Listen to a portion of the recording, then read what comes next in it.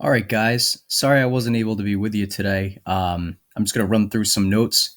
So if you want to follow along in your notes packet, and then if there's any questions, we can go over them when I get back this week. All right. So picking up, I think, where all the classes left off, B period, I think you might be one slide behind. If you need to go back and take those notes, feel free to do it. But I wanted to address something that Aiden brought up in A period, and he nailed it on the head. The Massachusetts state seal has, in fact, been updated, but the original inspiration comes from the original Massachusetts colony here, a very primitive and somewhat condescending representation of local Native Americans. So I just wanted to make sure I delineated between the original one, which is in front of you now, and the one that we currently have on the state. Okay, so to go along these lines, one of the things we need to step back and look at was the speech that you guys read in class last week, the proverbial city upon a hill. And not enough can really be said about how important and foundational that speech was. And as I read through some of your reflections on it, it's really interesting to see, some of you guys actually took some pride in that, being from Massachusetts, looking back at this speech from centuries ago and seeing how and why this kind of still influences us. Somebody brought up a good point, legislating gay marriage. We were one of the first, if I remember correctly, I think we might have been the first state, at least in New England, to legalize that. So sometimes, and of course that would run counter to what John Winthrop would have most likely wanted, but without putting words in his mouth, it kind of speaks to his old adage of being a city upon a hill. So we spent some time on that, so not a lot needs to be said there. If you want to take a look, here is a quick video about some of the early myths about Thanksgiving and how they still permeate our culture today. You can open up the original notes and look at that if you're curious. All right, two individuals that are important to bring up: religious dissidents from Massachusetts. So the irony being that we learn often that the original Pilgrims came here for religious freedom. The reality was many people that differed from them were either outcast, in certain cases persecuted, and then, of course, in the Salem witch trial, eventually killed for being different religiously, that being a separate incident. All right, the two most important ones we need to study are, first, Roger Williams. I, being from Rhode Island, learned a lot about Roger Williams. We have a college named after him, zoo, so on and so forth. He's the founder of the state, and according to the way it's presented, he came here because he differed from a lot of the Puritan or separatist attitudes religiously, and was cast out and ended up escaping to Rhode Island and founded it on the principle of religious freedom. So people often cite his name today, saying Roger Williams would have believed this, Roger Williams would have believed that. You notice I just caught myself doing that a couple slides ago. But the best example I can think of is our former governor refused to put up he refused to call a Christmas tree in the State House a Christmas tree. He called it a holiday tree, and he did it under the pretense that that's what Roger Williams would have wanted. And I take umbrage with that as a historian. You can't present as fact what somebody in the past would have wanted. All right, the other important individual is Anne Hutchinson, and her case is a very tragic one. She differed with most people from Massachusetts because she advocated for better treatment of Native Americans. She was persecuted for those beliefs. She also thought that people didn't need to go to services and listen to a hierarchy to get the word of God. So she differed from most of the people in the colony and was cast out. Originally ended up in Rhode Island, moved from Rhode Island into New Netherland, which is today New York. And tragically, and again, ironically, she and 6 of her children were brutally massacred, scalped, some of the children beheaded by local Native Americans there. She had an awesome relationship from all accounts with Native Americans in Rhode Island and Massachusetts, and just thought that that relationship would permeate into other Native American cultures, and was pretty naive when she met up with those Native Americans in New York. Really cool part of the story too. Well, not cool, but interesting.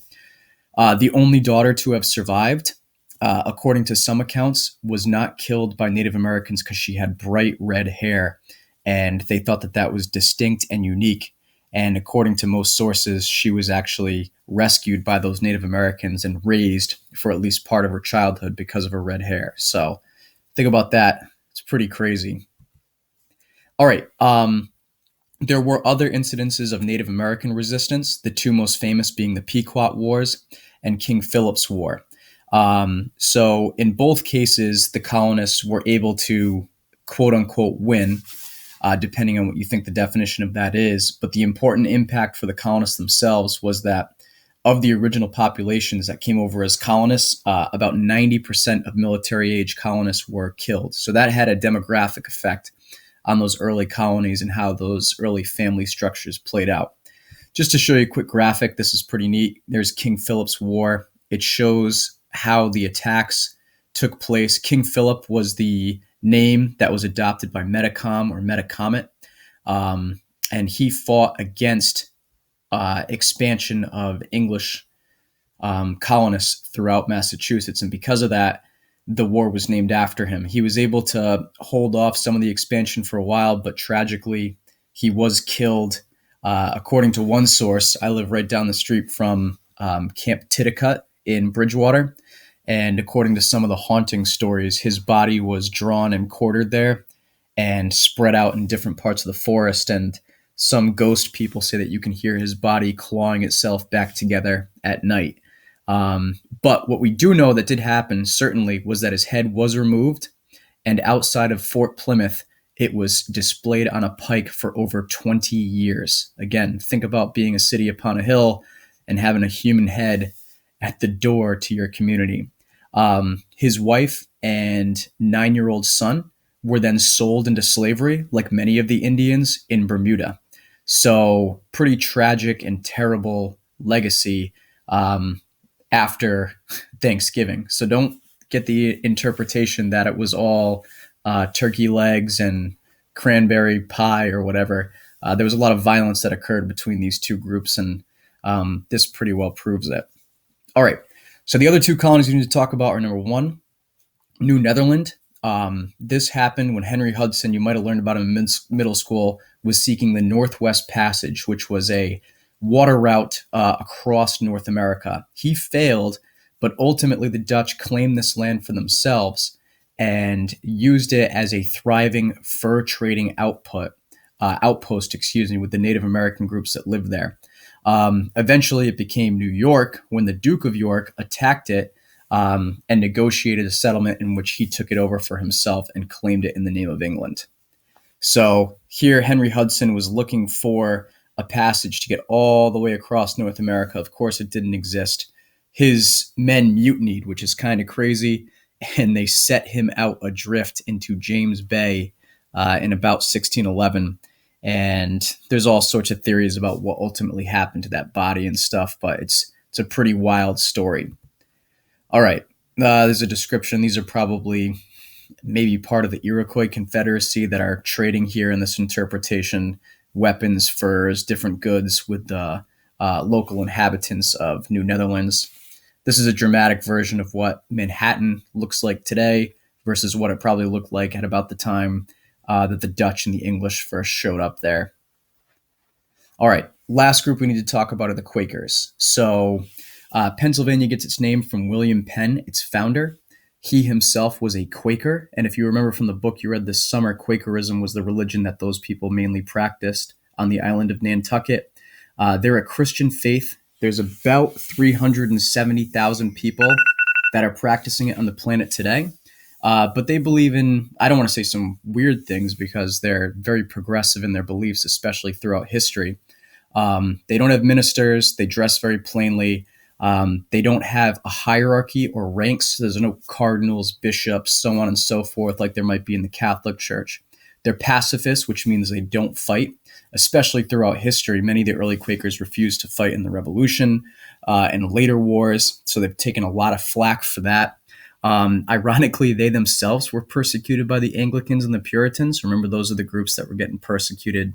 The Puritans, were the ones getting persecuted by the Anglicans. The Anglicans claimed that they were being persecuted by the Catholics.